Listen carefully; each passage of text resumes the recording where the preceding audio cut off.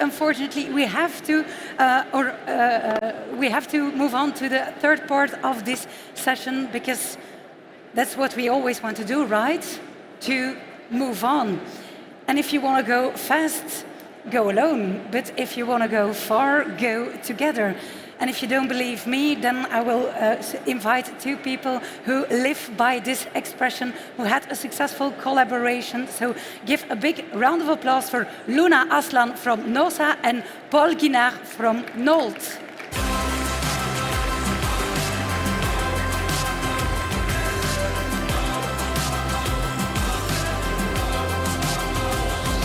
Welcome, welcome.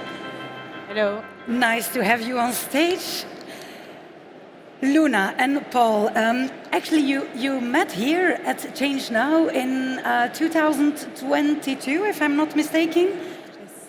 Yeah, that's exciting, no? And you have a successful collaboration. Maybe, Paul, I will start with you. You are the co-founder and managing director of NOLT. You're a teamwear brand, so you produce sports shirts and shorts, for example. And socks.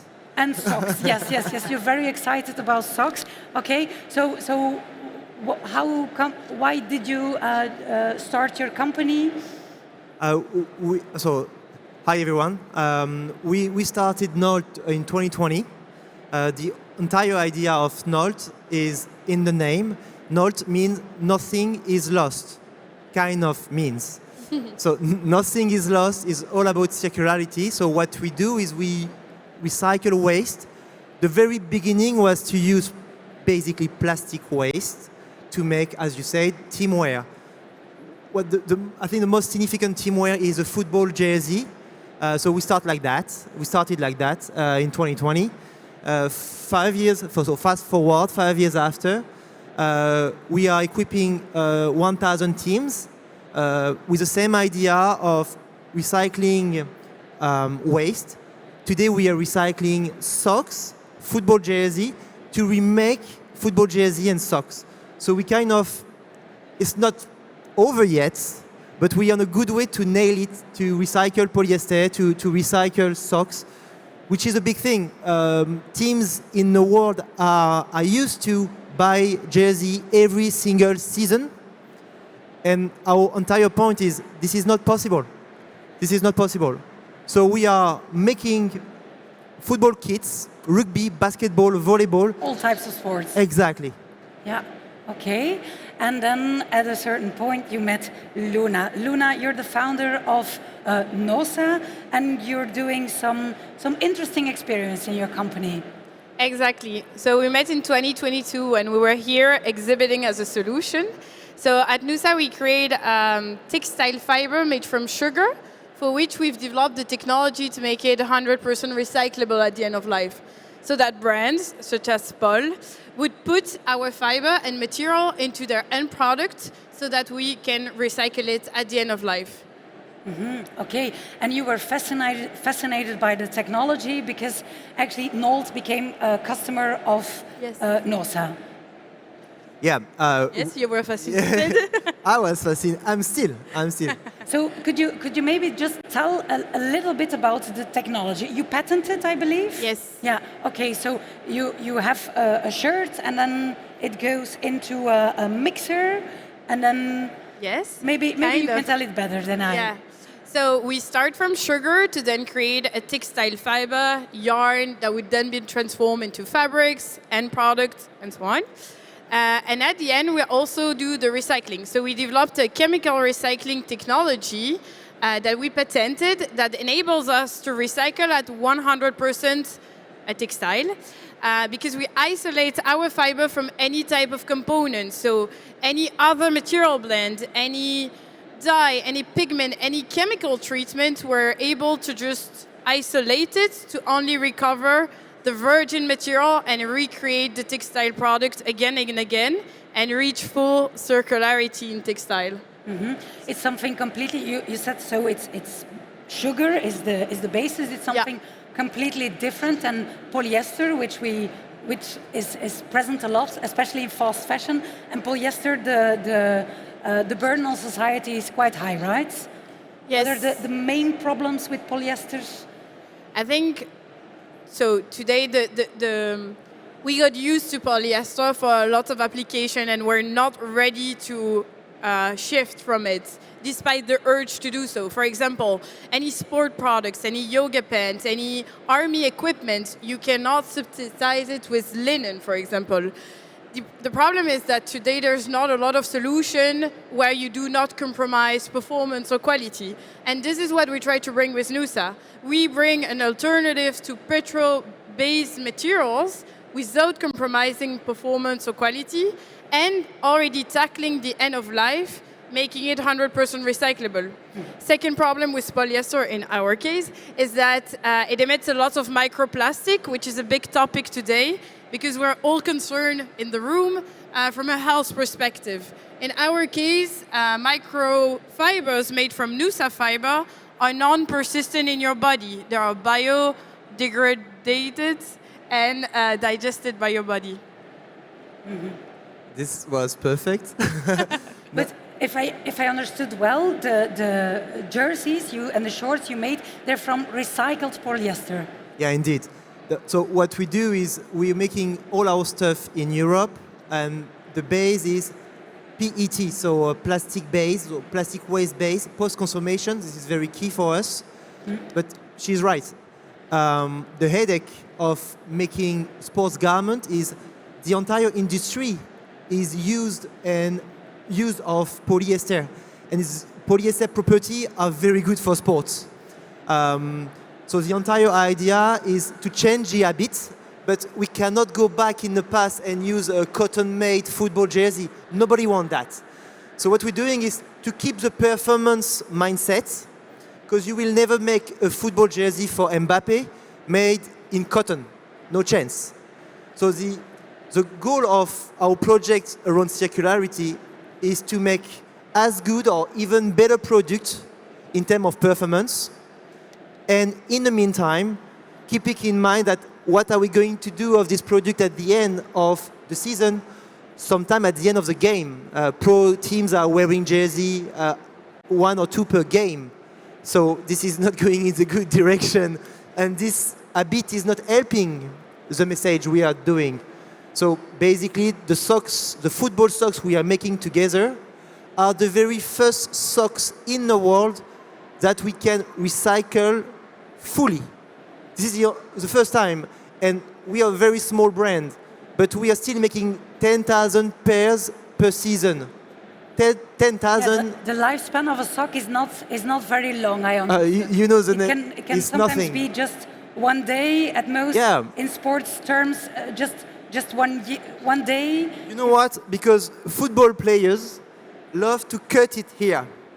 They are cutting it to wear different socks and only the top of the socks. And this is a killer. Nobody can do anything of that. So those habits are the first challenge. Yeah. But our goal as a brand is first to help, to give solution. I will not go to each and single teams and say, stop cutting your socks.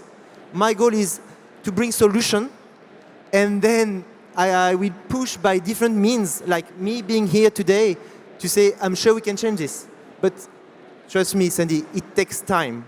Yeah. I know we don't have time, but it takes time. It takes a lot of time, but you collaborated, and then you said, okay, so the jerseys we make, we really want another product as well, so those became the socks. And Luna, you have 2 kind of socks here, but they look a little bit different. So this is before and after the process, right? It's actually the same socks. You have the initial one that is made 90% with Nusa fiber and 10% elastan, because I think you like compression in sports. And then this is after NewCycle, our recycling technology, where you only have the elastan share left. So the 90 other percent were put back into a virgin sock again, and we're able to isolate the elastan that is today the biggest problem in the textile industry, and then revalorize it with elastan producer, for example. Yeah. And this can be done again and again. And the idea of putting it in a sock was the super short lifespan, as Paul just explained. So think of any sport product, it's maximum 1 season. Second is that it enhances also the properties of the fiber, meaning super good breathability and also a very good like sweat management, low odor retention that made sense to put it in this application.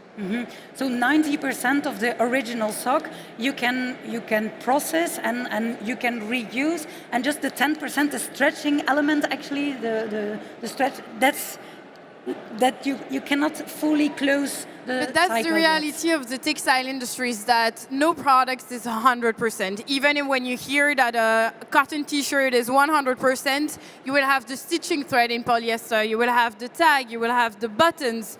So you need to find solutions that can also isolate other elements, and this is what we do. If you make that sock 100%, we recycle it 100%.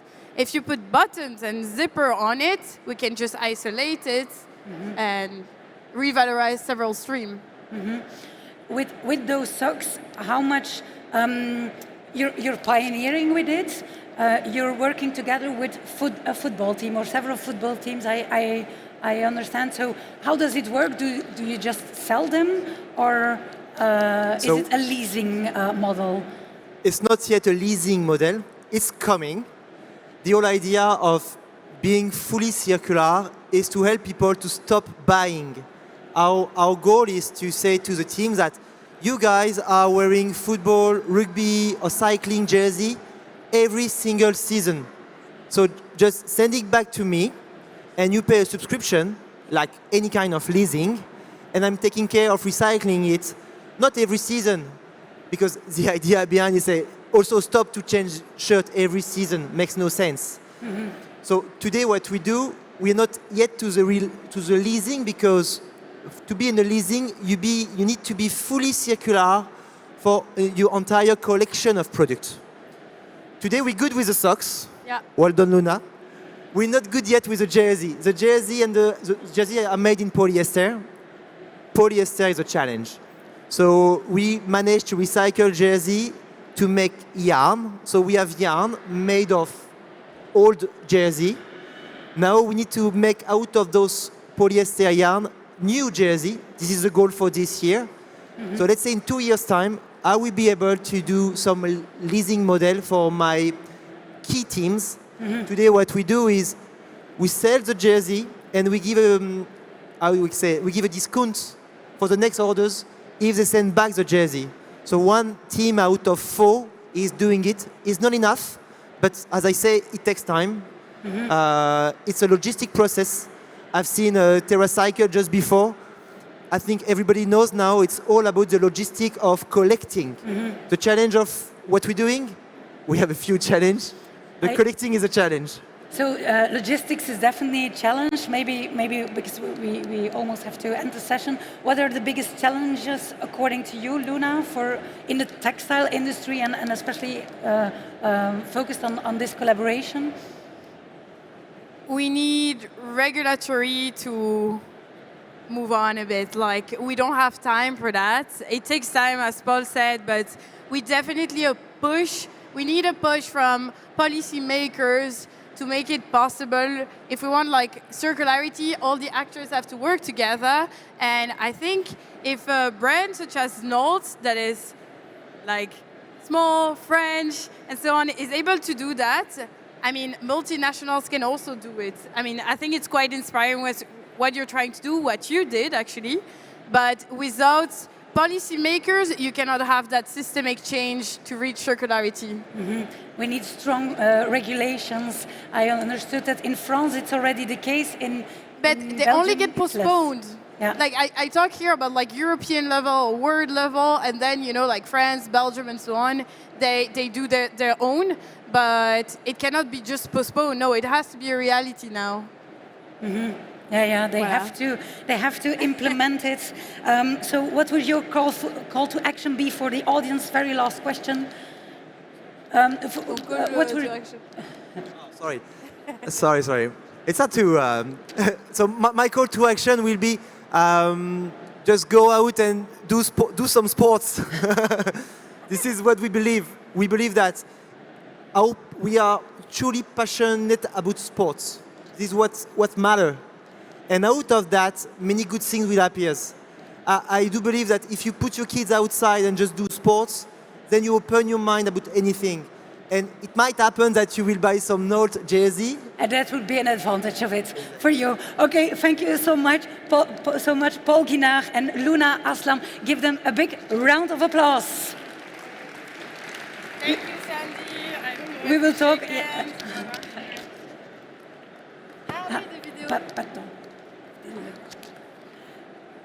Yes, circular economy, it's not just only about recycling, it's about leasing, it's about cooperating, about municipalities who implement legislation. So thank you so much for all attending this session and spending your lunchtime with us. If you can't get enough of the topic of circular economy, please join me tomorrow on main stage for a session on circular solutions. I hope to see you all there, and I wish you a very pleasant rest of the day. Thank you.